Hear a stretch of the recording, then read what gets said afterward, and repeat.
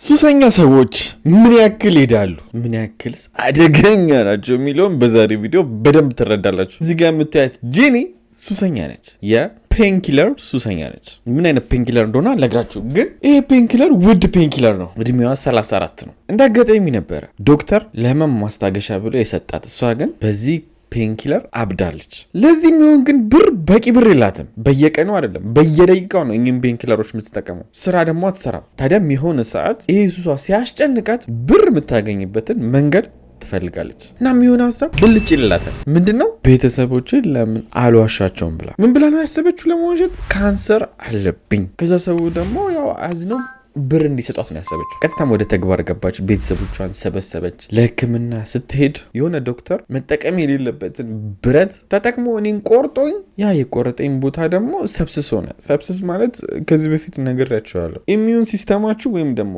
በሽታ ሲይዛችሁ የሚከላከለው ሲስተማችሁ እናንተ ላይ የሆነ አካላችሁን እንደ ጠላት አይቶት የራሳችሁን አክል ሲዋጋው ማለት ነው። ግን እሷ ይሄ ሰብስስ የሚባለው በሽታ ጋር የሚያገናኘው ነገር የለም። እሷ የተናገረችበት መንገድ ምክንያቱም በዚህ አይነት መንገድ ሰብስስ አይዛችሁ። ቀጥሎ ደግሞ ይሄ ሰብስስ የተባለው በሽታ ወደ ካንሰር ተቀየረብኝ ነው ያለቻቸው። ትንሽ ሪሰርች ቢያደርጉ ግን ወደ ካንሰር የመቀየር ቻንሱ ሎ ነው በጣም። ግን ብዙም ቤተሰቡ ስለዚህ ነገር እውቀት ስለሌለው አመኗት። ከቤተሰቦቿም አልፋ ቀጣይ ፌስቡክ ላይ ትፖስታለች ለጓደኞቿ። በጊዜው ፌስቡክ በጣም አነጋጋሪ ስለነበረ ማለት ነው። ታሪኩ 2014 ነበር እንደ ፈረንጆች አቆጣጠር። ሶሻል ሚዲያ ደግሞ በጣም የሚጠቀመው ሰው ፌስቡክ ነበር። የገረመኝ ግን ከሁሉም በላይ ለ6 ዓመት ልጇ ሄዳ ማሚ ልትሞት ነው ካንሰር ይዟታል ብላ ልጇን ሁሉ ትራሞስ ከተዋለች። ይሄ ሁሉ ልብ በሉ ለሱሷ ነው። ባሏም ደግሞ ይሄን ነገር ሲሰማ ባላችሁ ማለት እንግዲህ ከማንም ከቤተሰብም ከምንም በላይ የሚንከባከባችሁ የሚደርስላችሁ ህይወታችሁ ማለት ለሱ ራሱ ነግራ እሱንም አስጨንቀዋለች።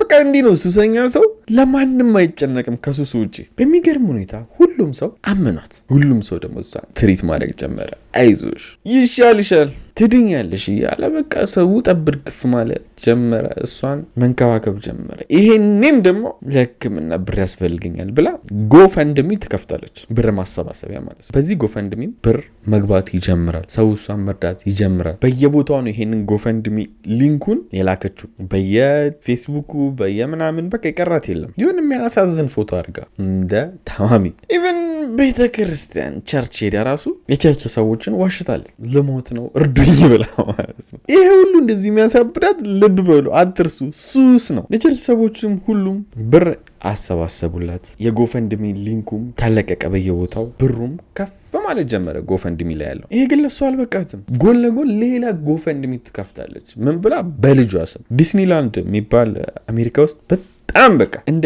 ድሪም የሆነ ቦታ የሚወሰዳለ ህጻናቶች በቃ ዲስኒላንድ ህልማቸው እና በልጇ አርጋ እናቴ ልትሞትብኝ ነው ዲስኒላንድ አብረን ሳንሄድ ብላ የልጇን ፎቶ ቁጭ አርጋ ብር ያስፈልግና ዲስኒላንድ ለመሄድ እርዱን አለች። ሰው አዘነ። ሳትሞትማ ከልጇ ጋር ዲስኒላንድ መዝናናት አለባቸው እያለ እዚህ ጎፈንድሚ ውስጥ ብር ያስገባል። በዚህ በከፈተችው 2 ጎፈንድሚ ወደ ብር ተቀይሮ ከ6 ሚሊዮን ብር በላይ ሰበሰበች። ወይም ደግሞ ወደ $38,000 ሰበሰበች። ወደ 6 ሚሊዮን በላይ ነው የመጡት። በ160 ራሱ ዶላርን ብትመቱት እንደዛ ነው። እና ይሄ ብር 6 ሚሊዮን ለእኛ ብዙ ነው፣ ለፈረንጅ በጣም ብዙ ነው። እነሱ ጋር ቫሊዩ ያለው ብር። ታዲያ ይሄ ብር ለጄኒ በቃት በጨራሽ። አሁንም ብዙ ብር ትፈልጋለች። እየደወለች ሁሉ እዚህ ጎፈንድሚ ላይ ብር እንዲሰጡ ሰዎችን ማስጨነቅ ጀመረች። 6 ሚሊዮን ብር ደርሶ ማለት። ሌሎችም ደግሞ ግሩፖች አሉ፣ የፌስቡክ ግሩፖች ተሰብስበው ስለ እምነታቸው የሚያወሩበት የሚጸልዩበት ምናምን። እዛ ላይ የሚሄደች ልባቸውን ትነካለች። ልሞት ነው ጸልዩልኝ ትላለች። ከታች ደግሞ የጎፈንድሚ ሊንኳን ደቅ ታደርጋለች ማለት ነው። ከዛ ያው ሰው በብሩ ይጸልያል። የቻለው ባል ያልቻለው ደግሞ ወደ ፈጣሪ ይጸልያል ማለት ነው። ነገሮች አሁን በዚያ ያቆመው። የጄኒ ገብጋባነት የምታዩት አሜሪካ ውስጥ ትልቁ ነገር ምንድነው? ቢል ነው። የሚመጣባትን ቢሉ ራሱ ፖስት ታደርጋለች። ከዛስ ቢሎችን ሰዎች ይከፍሉላታል። የምትጠቀመውን ኢንተርኔት ይከፍሉላታል። የጥሪው የምትደውልበትን ይከፍሉላታል። የመብራት የምን ሁሉንም ታስከፍላቸዋለች ሰዎች ነው። ኢቨን የሆነ ሰዓት ሁሉ በእግሬ መንቀሳቀስ ትንሽ እየደከመኝ ነው ስትል የአካል ጉዳተኛ በኤሌክትሪክ የሚሰራ አለ። እሱን ሁሉ ለጊዜያዊ ተከራይተውላታል። የሆነ ሰዓት አዝነውላት ከባልሽ እና ከቤተሰቦች ጋር ሳትሞቺ ብለው ያው ቫኬሽን ትኬት ቆርጠውላት ሄደው ተዝናንታ ምን ብላ ፈታ ብላለች። የሆነ ሰዓት ደግሞ አንድ ሰው ብቻውን አዝኖላት $23,000 ሰጥቷታል። ቅድም ካልኳችሁ ከ$38,000 ውጪ ማለት ነው። 28 ሚሊዮን ደግሞ በብር ስትመጡት ከ3.6 ሚሊዮን ብር በላይ ይመጣል። ከአንድ ሰው አግኝታለች እቺ ሴት የሁሉ ብር። ዲዝኒም እንዲያው ሰክዛ እንደ ልቧ ሄዳ ተዝናንታለች። ይሄ ሁሉ የምታገኘው ብር ለሷ ነው የምትጠቀመው። በአንዳንዱ ብር ደግሞ ኦንላይን ላይ ጽድጽድት ያሉ እቃዎች ታዛለች። በቀረው ደግሞ እየሄደች ትዝናናለች ከባሏ ጋር። አሁን ይሄ ነገር ለሷ ገቢ ሆኗል። ስለዚህ በቻለችው አቅም ይህን ነገር ማጠናከር ይዛለች። ትንሽ ቆይታ ጭንቅላቴ ውስጥ እጢ ተገኘ ትላለች። እናቷን ደግሞ ለኪሞ ሆስፒታል ወሰጂኝ ትላታለች። ያው ኪሞ ታውቃላችሁ የካንሰር ታማሚዎች የሚወስዱት ስፔሻል ትሪትመንት ነው። እዛ ወሰጂኝ ትላታለች። እናትየዋ ሄዳ ሆስፒታል ታደርሳታለች በሩ አካባቢ።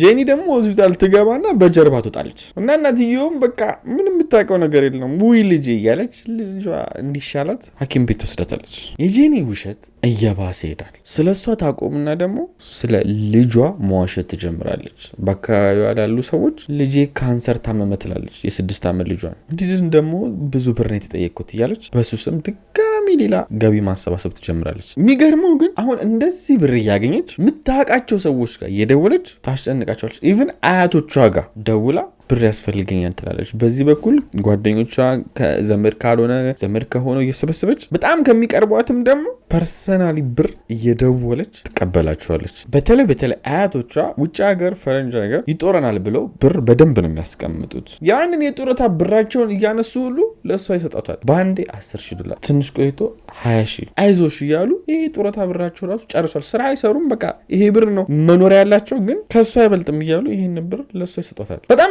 የሚያሳዝን ሁኔታ ደግሞ ዶክተር አውስትራሊያ ውስጥ ተገኝቷል። እኔን የሚያሽለኝ ብላ እሷ የምትኖረው አሜሪካ ነው። አውስትራሊያ ሄዶ ለመታከም $30,000 በላይ ተቀብላለች። አያቶቿን ከጡረታ ብራቸው ላይ ወስዳ ማለት ነው። አውስትራሊያ ሄዳ ፈታን ያለችው ጄኒን ምን አይነት ቃል ሊገልጻታል መሰላችሁ? በአማርኛ እኔ እንጃ፣ በእንግሊዝኛ ግሪዲ በቃ ማለት ማይጠግብ በጣም ብር የሚወድ ራስ ወዳድ የሆነ ሰው ግሪዲ የሚለው ቃል እሷን በደንብ ይገልጻታል። ቀጣይ ያደረገችው ደግሞ ከስካሁኑ የባሰ ነው። ምክንያቱም አያቶቿ ጋር ትሄድና መጀመሪያ ታሪኩ ሲጀምር ምንድን ያልኳችሁ ዶክተር በማይሆን ብረት ቆርጦኝ ነው እንደዚህ ሆንኩት ብላን ነበር። እዛ ውሸት ላይ ጨምራ ያንን ዶክተር ልከሰው ነው ሆስፒታሉንም ጭምር ብላ ትነግራቸዋለች። ይህን ክስ ካሸነፍኩ ደግሞ በጣም ብዙ ሚሊዮን ነው የሚከፈለኝ አለች። ቤተሰቦቿም አዎ ክሰሽ እሱ ጥፋተኛ ነው ይሏታል። ለክስ ይጠቅመኛል ብላ ጠበቃ የምቀጥርበትን ብላ ብር ትቀበላለች ከቤተሰቦቿ። ከዛም ከትንሽ ቀናቶች በኋላ ክሱን አሸንፍ $17 ሚሊዮን ሊሰጠኝ ነው አለች። ቤተሰቦቿም ውይ ደስ ይላል እና መቼ ነው የምትቀበዩ ሲሏት እቀበላለሁ፣ ግን ከመቀበሌ በፊት መክፈል ያለብኝ ለመንግስት አንዳንድ ብሮች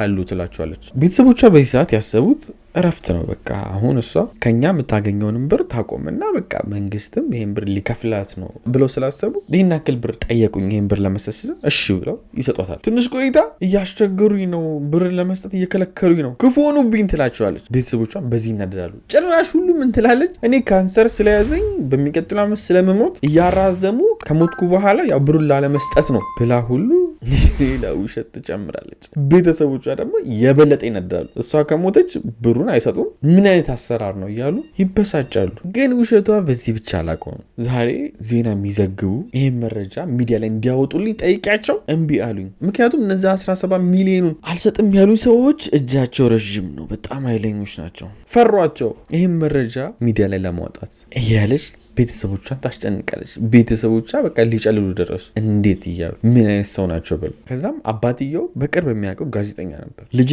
እንደዚህ አይነት ብር አሸንፋ በፍርድ ቤት ብሯን አልሰጥም አሏት፣ እስከምትሞት እየጠበቁ ነው፣ የፍርድ ቤት ኬዙን አሸንፋለች፣ ይህን መረጃ ፐብሊክሊ ለህዝቡ እንዲደርስ አድርግልኝ አለው። ይህ ጋዜጠኛም ያው ዝም ብሎ በተሰጠው መረጃ መሄድ የለበትም፣ ማጣራት ጀመረ። ትንሽም ቼክ ሲያደርግ ከፍርድ ቤት ማንም $17 ሚሊዮን ያሸነፈ የለም ከሆስፒታል ከሱ። ይህ ጋዜጠኛም እንደዚህ አይነት ክስ እኮ ፍርድ ቤት ውስጥ የለም ይለዋል። ከሱም በላይ ደግሞ ዶክተሩን በማይሆን ብረት ቆረጠኝ ያለችውን ዶክተር ደውሎ ጠየቀው። ኧረ እኔ እንደዚህ አይነት ጄኒ የምትባል ታካሚ አይቼ አላቅም ማለት። እናም ይሄ ጋዜጠኛ ጄኒ እያደረገች ያለችውን ነገር አውቆ መረጃውን ሄዶ ለፖሊሶች ይሰጣል። በዚህም መረጃ ጄኒ ጋጫን ትደረጋለች። ጄኒም ይህን ትመስላለች ትክክለኛ ፎቶ እና እዚህ ጋር በጣም የሚያስቀው የትክክለኛ ፎቶ ላይ ጸጉሯን በቶንዶስ ቁርጣ ካንሰር ነው የጨረሰችው እያለች የነበረበት ሰዓት ነው የተያዘችው። ፍርድ ቤት ለመከራከርም አልደፈረችም። ስምምነት ተሰጣት 2 ዓመት እንዲፈረድባት። እሺ ብላ